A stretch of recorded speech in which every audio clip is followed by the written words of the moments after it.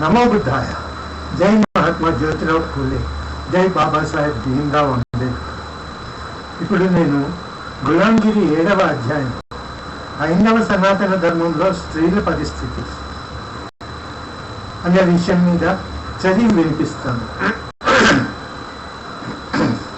స్త్రీల బానిసత్వం శారీరకమే కాకుండా మానసిక బానిసత్వం కూడా ఉంది.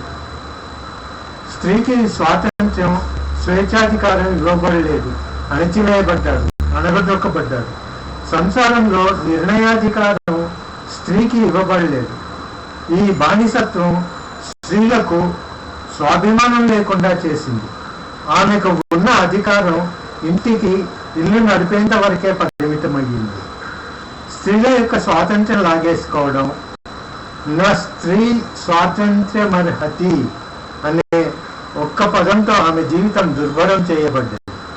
ఆమెకు ఉన్న నేర్పులన్నింటినీ అపహరించబడింది. ఇవన్నీ ఒత్తిడులు స్త్రీకి వ్యతిరేకమైన కుట్రపూరిత కుతంత్రాలు. స్త్రీ యొక్క విలువ పతి సేవ, పిల్లల పెంపకానికి మాత్రమే పరిమితం చేయబడి సమాజంలో ఆమె ఒక సేవకురాలిగాను, ఒక వస్తువుగా మాత్రమే గుర్తించబడింది. ఆమె స్వతంత్రపు ఆలోచనలకు, సొంత పనులకు దూరం పెట్టబడి విద్యకు కూడా అర్హత లేనిదయ్యింది. ఆమె ఆలోచనలను, అభిప్రాయాలను ఎవరూ వినిపించుకునేవాళ్ళు కాదు. ఆమె కళలను తొక్కివేసేవాళ్ళు. స్త్రీ జనోద్ధరణ బాధ్యతను మహాత్మా జ్యోతిబా ఫూలే స్వీకరించారు. ఆయన ఎప్పటి వరకైతే స్త్రీ స్వాతంత్ర్యం అంగీకరించబడదో అప్పటి వరకు సమాజ స్వాతంత్ర్యం ఉద్ధరించబడదు అన్నారు. ఎప్పటి వరకైతే స్త్రీకి విద్య, అధికారం నిరాకరించబడుతుందో ఆమె యొక్క బానిసత్వం కొనసాగుతూనే ఉంటుంది అన్నారు.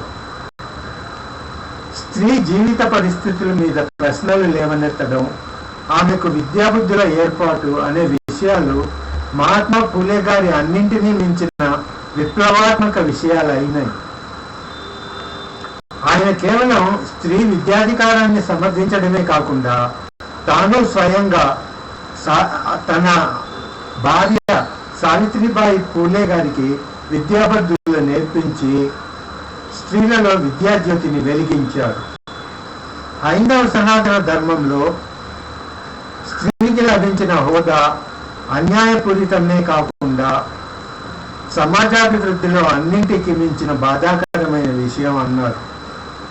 స్త్రీ విముక్తి జరగకుండా ఈ సమాజం ఎప్పటికీ నిజమైన అభివృద్ధిని సాధించలేదు అన్నారు. జై బాబాసాహెబ్ భీమ్రావ్ అంబేద్కర్. జై మహాత్మా జ్యోతిరావు ఫూలే. నమో బుద్ధాయ.